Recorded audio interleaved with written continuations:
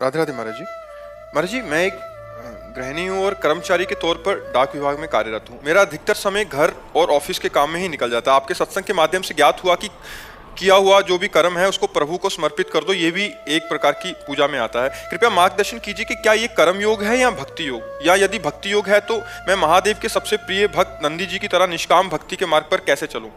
देखो, कर्मयोग जब हम निष्काम भाव से दूसरों के सुख के लिए कर्म करते हैं उसे कर्मयोग कहा जाता है। निष्काम भाव से, मन से, वचन से, कर्म से दूसरों को सुख प्रदान करना, और वो भी कर्म का अहंकार ना होना, ये निष्काम कर्मयोग के अंतर्गत। और जब हम भगवान नाम जप करते हुए भगवान की प्रसन्नता के लिए कर्म करते हैं और वो कर्म करके भगवान को समर्पित कर देते हैं तो वो भक्ति योग हो जाता है।